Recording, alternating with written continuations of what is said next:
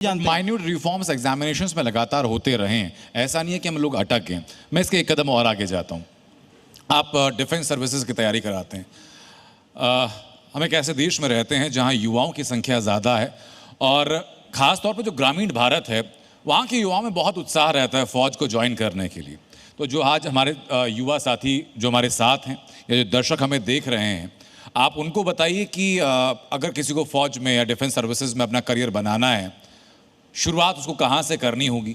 दूसरा, economical background हर किसी का बहुत स्ट्रांग नहीं होता कि प्राइवेट कोचिंग अफोर्ड कर सके या किसी भी इंस्टीट्यूट में दाखिला ले सके।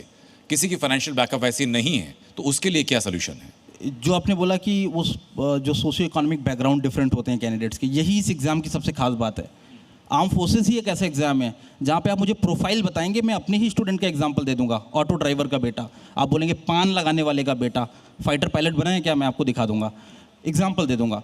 यही एक ऐसा प्रोफेशन है जहाँ पे डिफरेंट सोशियो इकोनॉमिक बैकग्राउंड के एक्स्ट्रा मार्क्स दिए जाते हैं। मतलब एक बिहार के वेस्ट चंपारण में जहाँ पे कोई अधिकारी नहीं बना, वहाँ से मेरे पास बच्चा आया जिसको अंग्रेजी बोलना तो छोड़िए, बट उसके पास अंदर क्या था, टैलेंट क्या था, उसने स्किल डेवलप करी थी गांव में अपने पापा से किसानी करके। उसने स्किल डेवलप किया था अपने ताऊ से, अपने सरपंच से बात करके कि सरपंच ये बताइए कि कौन सी गवर्नमेंट स्कीम्स आती हैं। उसकी सिचुएशनल अवेयरनेस अच्छी थी और ये इसी का टेस्ट होता है। तो पहली बात ये है कि कोई भी बैकग्राउंड हो, ये मानक नहीं है। This is not a barrier in arm forces examination, in officer cadre also, in Agniveer exam also. Not in the examination but in preparation I am talking about. Preparation के पॉइंट में मैं आता हूँ।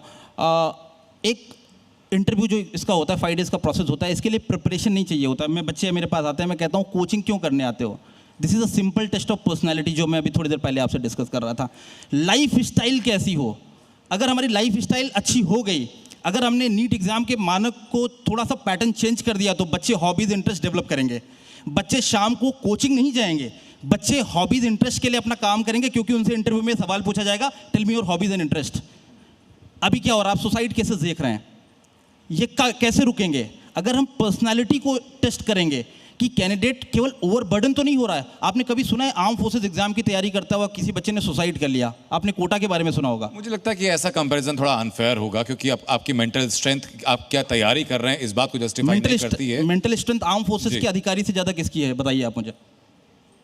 किसी एक सर्विस में काम करने वाले को आप उसके काम के बिहाफ से अगर सर्टिफिकेट दे दें कि उसकी मेंटल स्ट्रेंथ बहुत बेहतर है, हो सकता है बॉर्डर इलाके में जो व्यक्ति रह रहा है, जो दिन रात गोलियों की आवाज़ सुनता है, उसकी मेंटल स्ट्रेंथ शायद ज़्यादा बेहतर हो। But he is not competent. जिस व्यक्ति के पास कोई दुर्घटना हुई हो उसकी मेंटल स्ट्रेंथ ज़्यादा हो, तो ये सब्जेक्टिफाई करना मुझे लगता नहीं सही होगा सर। बहरहाल मेरे पास वक्त चूँकि इतना ही है, बहुत बहुत शुक्रिया आपका। और हम ये उम्मीद करते हैं कि जो पॉलिसी रिफॉर्म की बातें सेंचुरियन ग्रुप ऑफ इंस्टीट्यूशन कर रहा है, आप कर रहे हैं, वो कंस्ट्रक्टिव वे में आगे लेकर जाएंगी और उसका आउटकम बच्चों के बेहतर भविष्य के तौर पर सामने आए। लास्ट में मैं एक यही बोलना चाहूँगा आपसे कि कोई भी एग्ज़ाम है, उस एग्ज़ाम प्रोसेस में पर्सनालिटी डेवलपमेंट का टेस्ट होना चाहिए, इंडिविजुअल और ग्रुप लेवल पे। दूसरा, इंटेलिजेंस टेस्ट होना चाहिए।